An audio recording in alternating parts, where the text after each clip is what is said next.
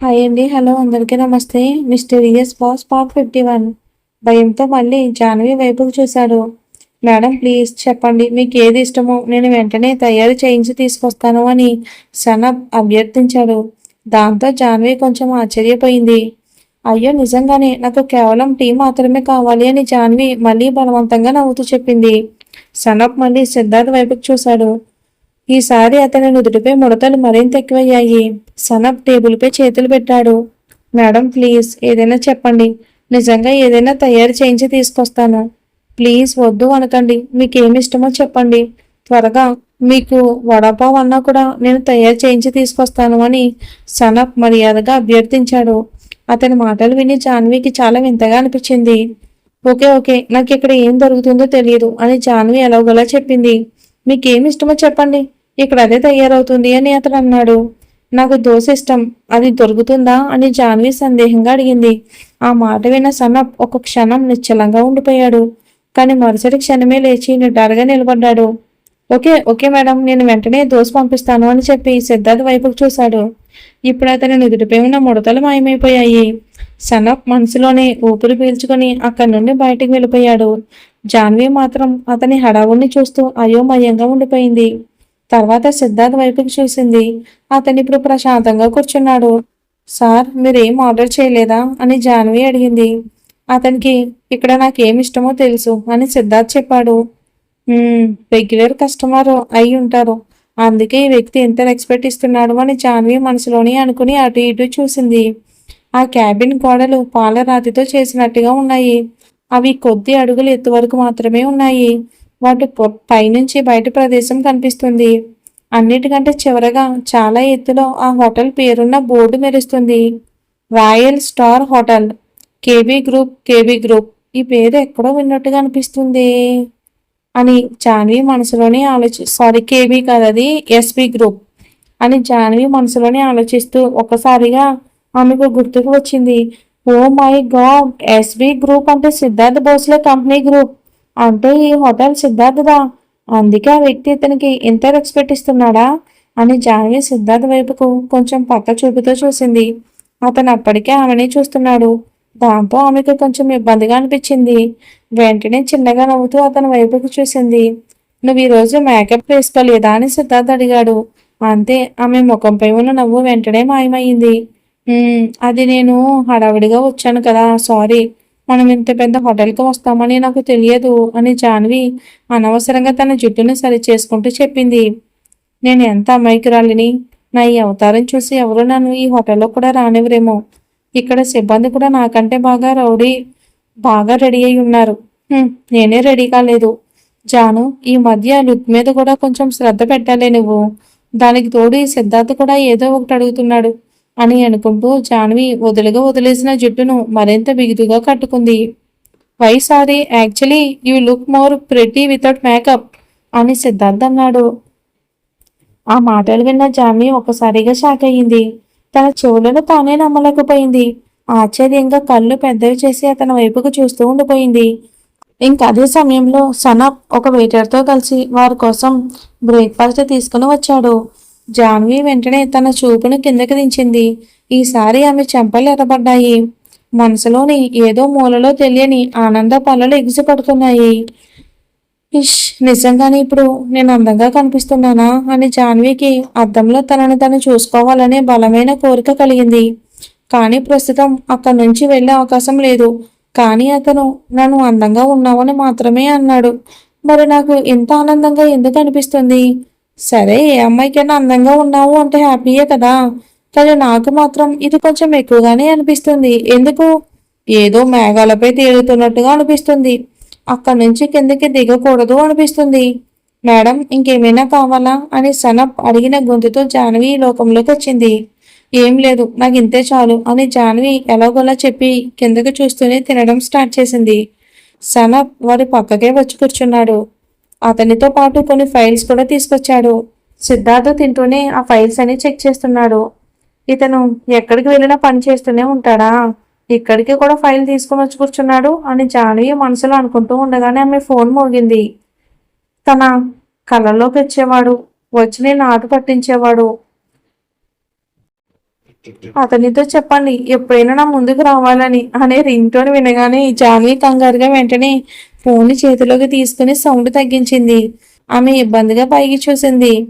ఇక సిద్ధార్థ్ సనాప్ ఇద్దరు ఆమె వైపుకి వింతగా చూస్తున్నారు. ఎక్స్క్యూజ్ మీ అని జాన్వి చెప్పి వెంటనే ఆ క్యాబిన్ నుంచి బయటికి వెళ్ళిపోయింది. ఛే జాను, ఒకటేమో ఇలాంటి రింగ్ టోన్ పెట్టుకున్నావు, పైగా ఫోన్ సైలెంట్ కూడా చేయలేదు పిచ్చిదానివి అని తనను తను తిట్టుకుంటూ జాన్వి స్క్రీన్ పై కనిపిస్తున్న నెంబర్ చూసింది. అది ఒక అన్నోన్ నెంబర్. ఆమె ఫోన్ రిసీవ్ చేసింది. హలో అని జాన్వి అంది. అవతల వ్యక్తి నుంచి అలాంటి సమాధానం రాలేదు. హలో, ఎవరు మాట్లాడుతున్నారు అని జాన్వి చిరాగ్గా అడిగింది. ఆయన ఎలాంటి శబ్దం వినిపించలేదు. తర్వాత ఆమె కూడా ఏమీ మాట్లాడకుండా కేవలం వినింది. అప్పుడు ఆమెకు మెల్లగా ఊపిరి తీసుకునే శబ్దం వినిపించింది. ఆ శబ్దం వినగానే జాన్వి ముఖంపై చిరునవ్వు మెరిసింది. రేచా అని జాన్వి మెల్లగా పిలిచింది. బేబీ ఐ హేట్ యు అని రేచా కోపంగా చెప్పింది. అది విన్న జాన్వి చెంపల్లోనే నవ్వుకుంది. స్టిల్ ఐ లవ్ యూ అని జాన్వి కళ్ళల్లో నీళ్లు తిరుగుతూ ఉండగా చెప్పింది. రేచా వెళ్ళిపోయి అప్పటికే 2 వారాలు అయిపోయింది. పైగా గత 3 రోజులుగా ఆమెతో జాన్వి మాట్లాడలేదు. స్టూపిడ్, నేను ఫోన్ అని చెయ్యొద్దు అన్నాను కదా అని నువ్వు నిజంగానే చేయలేదు. అభితో మాట్లాడినప్పటి నుంచి నువ్వు ఫోన్ చేస్తావేమోనని ఎదురు చూస్తున్నాను. కానీ నీకు నా జ్ఞాపకమే రాలేదు. ఎందుకు వస్తుంది? ఇప్పుడు నేను పరాయి అయిపోయాను కదా. నీకు ఖచ్చితంగా ఇంకెవరైనా దొరికిపోయి ఉంటారు. అందుకే నన్ను మర్చిపోయావు అని రీచా కోపంగా ఏడుపు కలిసిన గొంతుతో చెప్పింది. ఇప్పుడు ఇంకేం చెప్పాలి? నా జీవితంలో ఎన్ని సమస్యలు జరుగుతున్నాయో అని జాన్వి మనసులోనే అనుకుని ఒక నిట్టూర్పు విడిచింది. రీచా, అన్నిటికంటే ముందు మనం గర్ల్ ఫ్రెండ్స్, బాయ్ ఫ్రెండ్స్ కాదు. నువ్వు దూరంగా వెళ్ళిపోయావని నేను ఇంకొకరిని చూసుకుంటానని అనుకోవద్దు అని జాన్వి నవ్వుతూ చెప్పింది. మరి నా జీవితంలో నీ స్థానాన్ని ఇంకెవరూ తీసుకోలేరు. ఇది కూడా నీకు బాగా తెలుసు కదా? అవునా అని జాన్వి అడిగింది. అయినో, కానీ అయినా కూడా గత 3 రోజులుగా మనం మాట్లాడుకోలేదు. నీకు నా జ్ఞాపకం కూడా రాలేదా అని రీచా బాధగా చెప్పింది. అలా అలా నీకు అనిపిస్తుంది, కానీ ప్రస్తుతం నువ్వు రాహుల్కి పూర్తి టైం ఇవ్వాలని నాకు అనిపిస్తుంది. అందుకే నీతో ఎక్కువగా మాట్లాడడం లేదు. నువ్వు ఒకసారి తిరిగిరా, ఆ తర్వాత చూడు రోజు ఫోన్ చేసి విసిగిస్తానో లేదో అని జాన్వి నవ్వుతూ చెప్పింది. ఐ లవ్ యూ అని రీచా నవ్వుతూ చెప్పింది. అది సరే రీచా, నాకు చెప్పు, హనీమూన్ ఎలా జరిగింది అని జాన్వి అటు ఇటు చూసి మెల్లగా అడిగింది. సూపర్, నీకు తెలుసా రాహుల్ నా కోసం అన్నీ తీసుకొచ్చాడు. జాను, నీకు పెళ్ళైన తర్వాత చూడు అన్ని టిప్స్ నేనే ఇస్తాగా నీకు అని రీచా ఆనందంగా చెప్పింది. అది విన్న జాన్వి ముఖంలో కొంచెం అసహనం కనిపించింది. కానీ వెంటనే తన భావాలను సర్దుకుంది. నాకు టిప్స్ తర్వాత ఇవ్వు, ముందు నువ్వు నీ హనీమూన్ పూర్తిగా ఎంజాయ్ చేయి అని జాన్వి చెప్పింది. అవును బేబీ, నేను రాహుల్ ఈరోజు షాపింగ్కి వెళ్తున్నాం. నువ్వు చెప్పు, నీ కోసం ఇక్కడ నుంచి ఏం తీసుకురావాలి అని రీచా అడిగింది. నాకు నువ్వు వస్తే చాలు, నాకు అంతే సరిపోతుంది అని జాన్వి చెప్పింది. ఏ జాను, ఏం ఫీలింగ్స్ లేవే నీకు? పోనీలే, నీకేం ఎంత వేయాలి చెప్పు. నీ ఆ కడుస్ బాస్ కూడా అలానే ఉంటాడులే. అతని సాంగత్యంలో నువ్వు కూడా అలాగే అయిపోయావు. ఏం చేస్తాం అని రీచా అంది. అదే సమయంలో నాకు అనిపించడం లేదు ఆయన అలా రసికత లేని వ్యక్తి అని జాన్వి అనుకోకుండా మాట్లాడేసింది. నీకెలా తెలుసు అని రీచా కొంచెం ఆశ్చర్యంగా అడిగింది. అయ్యో బాబ్రే, మనం ఏం మాట్లాడేశాం అని జాన్వి కళ్ళను మూసుకొని నాలుక కొరుకుంది. జాను, నేనేం అడుగుతున్నాను అని అవతల వైపు నుంచి రీచా గొంతు వినిపించింది. అది అంటే ఆయనకు గర్ల్ ఫ్రెండ్ ఉంది కదా, ఆమెకు తెలుసుంటుంది ఆయన ఎలా ఉంటారు అని జాన్వి ఎలాగోలా మాట మార్చుకుంటూ చెప్పేసింది. సరే వదిలే విషయం, నేను ఢిల్లీకి వచ్చాక ముంబైకి కూడా వస్తాను, అప్పుడు కలుద్దాం. సరే పెట్టేస్తున్నాను, బాయ్, టేక్ కేర్ అని రీచా చెప్పింది. బాయ్, టేక్ కేర్ అని జాన్వి నవ్వుతూ చెప్పి ఫోన్ పెట్టేసింది. అదే సమయంలో జాన్వి వెనుక నుంచి సిద్ధార్థ్ గొంతు వినిపించగానే జాన్వి వెనక్కి తిరిగి చూసింది. సిద్ధార్థ్ క్యాబిన్ తలుపు దగ్గర నిలబడి ఉన్నాడు. ఎస్ సార్, నేను వచ్చేస్తున్నాను అని జాన్వి అతని దగ్గరకు వెళ్తూ చెప్పింది. ఎంతసేపు ఎవరితో మాట్లాడుతున్నావు అని సిద్ధార్థ్ అడిగాడు. అతని ప్రశ్నకు జాన్వి కొంచెం వింతగా అతని వైపుకి చూసింది. ఇతనికి మరీ ఎక్కువ ఆసక్తి. అందరి పర్సనల్ లైఫ్లోకి తొంగి చూస్తాడు.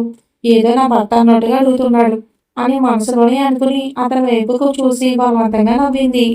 రీచా అని చెప్పి మళ్ళీ వెళ్ళి తినడం ప్రారంభించింది. సిద్ధార్థ్ అప్పటికే బ్రేక్ఫాస్ట్ పూర్తి చేశాడు.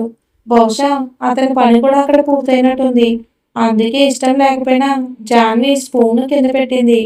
సార్ నాది అయిపోయింది, వెళ్దామా అని టిష్యూ పేపర్తో చేతులు తుడుచుకుంటూ అడిగింది. ఏంటి నీకు దోశ నచ్చలేదా అని సిద్ధార్థ్ ఆమె ప్లేట్లో సగం అలాగే మిగిలిపోయిన దోశని చూస్తూ అడిగాడు. నో నో సార్, చాలా బాగుంది ఇది అని జాన్వి చెప్పింది. మరి అయితే తిను అని సిద్ధార్థ్ అన్నాడు. సార్ సారీ, మీకు లేట్ అవుతుందేమో అని జాన్వి అంది. ఈ రోజు ఆదివారం, ఫ్రీ డే, నేను రోజంతా కూడా ఇక్కడే ఉండగలను, డోంట్ వరీ అని సిద్ధార్థ్ చెప్పాడు. అది విన్న జాన్వి కిందకి చూసింది. ఆమె మళ్ళీ స్పూన్ తీసుకుని తినడం స్టార్ట్ చేసింది. కొద్దిసేపటికి ఆమె తినడం పూర్తయింది. సార్ బయలుదేరదామా అని జాన్వి అడిగింది. వెయిట్ అని అతను చెప్పి ఫోన్లో ఏదో చేయడం ప్రారంభించాడు. చాలాసేపు గడిచినా అతను మళ్ళీ ఏమీ మాట్లాడలేదు. దాంతో జాన్వికి చిరాకు వచ్చింది. సార్ నేను వెళ్తాను ఇప్పుడు, నాకు లేట్ అవుతుంది అని టైం వైపుకి చూస్తూ చెప్పింది. దేనికి లేట్ అవుతుంది అని సిద్ధార్థ్ ఫోన్లో నుంచి పైకి చూడకుండానే అడిగారు. సార్ నాకు చాలా పనులు ఉన్నాయి అని జాన్వి చెప్పింది. ఎలాంటి పనులు అని సిద్ధార్థ్ అడిగాడు. ఇంట్లో పనులు అని జాన్వి తడబడుతూ చెప్పింది. వాట్, ఇంటి పనులా అని సిద్ధార్థ్ ఫోన్ని పక్కన పెట్టి ఆమె వైపుకు చూశాడు. ఈ మధ్య ఇతనికి ప్రతి విషయానికి వివరాలు చెప్పాల్సి వస్తుంది, దేవుడా అని జాన్వి మనసులోనే అతన్ని తిట్టుకుంది. అది బట్టలు ఉతకాలి, రూమ్ కూడా క్లీన్ చేయాలి అని జాన్వి ఇబ్బందిగా చెప్పింది. అది విన్న సిద్ధార్థ్ ఆమె వైపుకు వింతగా చూస్తూ ఉండిపోయాడు. ఈజ్ ఇట్, చివరికి అతను అంతే అడిగాడు. అవును, యాక్చువల్లీ అవి వారంలో ఒకసారి చేయాల్సినవే కదా, అందుకే అని జాన్వి జుట్టులను చెవి వెనక్కి సర్దుకుంటూ చెప్పింది.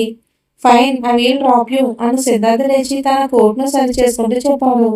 సార్ నేను వెళ్ళిపోతాను, డోంట్ వరీ అని జాన్వి తన పర్సును భుజానికి వేసుకుంటూ చెప్పింది. I said I will drop you అని అతను చెప్పి ఆమె ముందుగా నడుచుకుంటూ వెళ్ళిపోయాడు. హిట్లర్ ఎవరి మాట వినడు అని జాన్వి మనసులోనే కొద్దిగా తిట్టుకుని ఒక దీర్ఘ శ్వాస తీసుకుని ఇక తప్పదు కదా మరి అతని వెనకాల వెళ్ళింది. జాను, కానీ ఒక వారంలో నీకు రూమ్ ఎక్కడ దొరుకుతుంది అని సృష్టి బాధగా జాన్విని అడిగింది. జాన్వి సృష్టి ఇద్దరు ఇక అప్పుడే కూర్చుని మాట్లాడుకుంటున్నారు. బయట రాత్రి అయిపోయింది. చల్లటి గాలి కిటికీ నుంచి లోపలికి వస్తుంది. నేను ఆన్లైన్లో చూసాను ఒక చోట. ఇక ఇలా మీ వాడితో కూడా మాట్లాడాను. అంతేకాకుండా నేను ఆన్లైన్లో సెర్చ్ చేస్తున్నప్పుడు అక్కడ ఒకళ్ళ నుంచి నాకు కాల్ వచ్చింది. ఒక చోట ఒక రూమ్ ఉందంట. అక్కడ ఇప్పటికే 2 అమ్మాయిలు ఉంటున్నారంట. రేపు వచ్చి కలవమని చెప్పాడు. పైగా రూమ్ నా బడ్జెట్లో ఉంది. అందుకే రేపే ఆ ఓనర్తో మాట్లాడి ఫైనల్ చేయాలి అనుకుంటున్నాను అని జాన్వి కిటికీలో నుంచి బయటకు చూస్తూ చెప్పింది. యార్, ఆ సుధీర్ని అయితే బాగా కొట్టాలి. అతని వల్ల ఇప్పుడు నాకు ఎంత మంచి ఫ్రెండ్ని వదులుకోవాల్సి వస్తుంది అని సృష్టి బాధగా చెప్పింది. అయ్యో, మనం కలుస్తూనే ఉంటాం కదా, లేదంటే నువ్వే ఎక్కడికి రా అని జాన్వి నవ్వుతూ చెప్పింది. లేదు కదా, నా జాబ్ ఇక్కడే దగ్గరలో ఉంది, లేకపోతే ఖచ్చితంగా వచ్చేదాన్ని అని సృష్టి చెప్పింది. అని జాన్వి అంది. జాను, నేను పడుకుంటాను, నువ్వు కూడా పడుకో అని సృష్టి దుప్పటి కప్పుకుంటూ చెప్పింది. జాన్వి ఆమెకి గుడ్ నైట్ చెప్పి కిటికీ దగ్గరకు వెళ్ళి నిలబడింది. బయట అన్ని బిల్డింగ్స్ మధ్యలో లైట్లు కనిపిస్తున్నాయి. పైన ఆకాశంలో నక్షత్రాలని ఒకే చంద్రుడి చుట్టూ చీరనట్టుగా మెరుస్తున్నాయి. వాటిని చూస్తూ జాన్వి క్షణం పాటు ఆలోచనలో మునిగిపోయింది. బయట నుంచి వస్తున్న చల్లని గాలికి ఆమె ఒంటిపై గగురుపాటు వచ్చింది. ఆ గాలి స్పర్శతో ఆ ఒంటరితనంలో ఆమెకు సిద్ధార్థ్ గుర్తొచ్చాడు. ఇప్పుడు అతను నా దగ్గర ఉంటే, అతను వెచ్చని కాంక్రీట్లో కూర్చొని ఈ వెన్నెలను చూస్తే, అతని గుండెపై తలవాల్చి అతని గుండె చప్పుడును వింటే, అతను నా జుట్టులో మెల్లగా చేతులు జరిపితే ఎంత అందమైన ఊహ ఇది అని అనుకుంటూ జాన్వి తనలో తానే నవ్వుకుంది. అదే సమయంలో తన ఆలోచనలకు తానే ఉలికిపడి, ఓ గాడ్, అసలు నేను ఏం ఆలోచిస్తున్నా సిద్ధార్థ్ గురించి? ఎప్పటికీ జరిగిన విషయాలు కూడా నా మనసులోకి ఎందుకు వస్తున్నాయి? అతను ఎక్కడా, నేనెక్కడా? అతను ఆకాశంలో ఉన్న చంద్రుడు, మరి నేను ఇక్కడి నుంచి అతన్ని చూస్తున్న ఒక సాధారణ అమ్మాయిని. మా ఇద్దరి జోడి ఎప్పటికీ సాధ్యం కాదు. మరి అతను పదే పదే ఎందుకు గుర్తొస్తున్నాడు? జాను, నీకేమవుతుంది? ఒక వింత అనుభూతి. అది అతని లాంటి వ్యక్తి కోసం ఇప్పటి వరకు ఇలా ఎప్పుడూ జరగలేదు. మరి అతని విషయంలో మాత్రం నేను ఇంత సున్నితంగా ఎందుకు మారిపోతున్నానో అర్థం కావట్లేదే. లేదు లేదు, నేను ఇవన్నీ ఆపాలి, ఖచ్చితంగా ఆపాలి. ఇది ముందుకు వెళ్తే నాకే బాధ కలిగిస్తుంది. కేవలం అతని పేరు చేతిపై రాసుకున్నందుకే ఇంత బాధ కలిగింది. ఇప్పుడు అతని ఆలోచనలు ఎప్పుడూ మనసులో ఉంటే వద్దు వద్దు వద్దు, ప్లీజ్ పాపా, నన్ను దీని నుంచి బయటపడే. ఇలాంటి ఆలోచనలు నాకు వద్దు, ప్లీజ్. అయినా నా మనసులో ఆలోచనలు, నా మనసులో భావాలు ఉండేవి కేవలం నా సొంతమయ్యే వ్యక్తి కోసం మాత్రమే అయి ఉండాలి. కానీ సిద్ధార్థ్, అతనైతే అతను ఎంతో మందికి సంబంధించిన వాడు. నేహా మేడం కంటే ముందు కూడా అతనికి గర్ల్ ఫ్రెండ్స్ ఉండేవారని దీక్ష చెప్పింది. నేను అతని గురించి ఎప్పటికీ ఆలోచించలేను. ఎప్పటికీ కాదు. జాన్వి కళ్ళల్లో నీళ్లు నిండాయి. కానీ అతను మాత్రం ఆమె మనసు నుంచి వెళ్ళడానికి సిద్ధంగా లేడే. ఎలాగోలాగా ఆమె నిద్రపోవడానికి ప్రయత్నించింది. ఉదయం లేచి ఆఫీస్కి వెళ్ళాలి కాబట్టి, అంతేకాకుండా త్వరగా వెళ్ళి ఆ వ్యక్తిని కూడా కలవాలి. ఒకసారి వేరే రూమ్ దొరికితే జాగ్రత్త పడవచ్చు సుధీర్ నుండి. సుధీర్కి ఏ విషయం తెలియనివ్వకూడదు. కానీ అతనికి ఇక్కడ అడ్రస్ ఎలా తెలిసింది? బహుశా పొరపాటున అత్త, మావయ్య చెప్పుంటాడు. ఇక మావయ్య ద్వారా సుధీర్కి తెలిసి ఉండొచ్చు. అందుకే ఇకపై మా అమ్మ కూడా తను ఎక్కడ ఉంటుందో చెప్పకూడదని జాన్వి డిసైడ్ అయ్యింది. ఇంకా మరుసటి రోజు ఎప్పట్లాగే ఆమె ఆఫీస్కి వెళ్ళింది. తన పని స్టార్ట్ చేసింది. మధ్య మధ్యలో సిద్ధార్థ్ క్యాబిన్ వైపుకు చూస్తూనే ఉంది. కానీ మధ్యాహ్నం అయినా కూడా సిద్ధార్థ్ ఆఫీస్కి రాలేదు. ఆమెకి కొంచెం బాధగా అనిపించింది. 1-2 సార్లు ఫోన్ తీసుకుని అతని నెంబర్కి డైల్ చేయబోయింది. కానీ రింగ్ అవ్వకముందే కట్ చేసేసింది.